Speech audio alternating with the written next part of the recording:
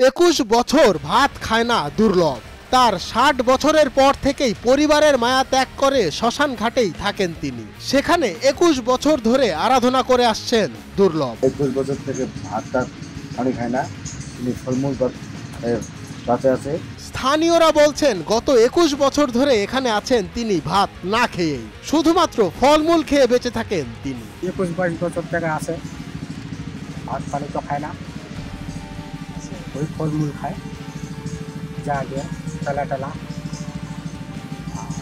আর কোনো খায় না, তরকারি খায়। প্রতি বছর ফাল্গুন মাসের শেষের দিকে একটি মেলার আয়োজন করেন দুর্লভ। সে মেলায় দূর দূরান্ত থেকে ছুটে আসেন অনেক ভক্তরা। বহু দূরার লোক আছে, রংপুরা, ঢাকার লোক, দিনাজপুরের, ইন্ডিয়ার ভাষাতার, এতে নাহরি, হরিপুর, নাগবরত, বহু মানুষ আছে। দূর থেকে আসা এক ভক্ত এসেছেন চিকিৎসার জন্য। এইবার প্রথম চিকিৎসার স্থানে আছি আর কি, একদিন যাবত আসি নাই, দেখা যাবে এখন ভালো হওয়া পারি কি না পারি।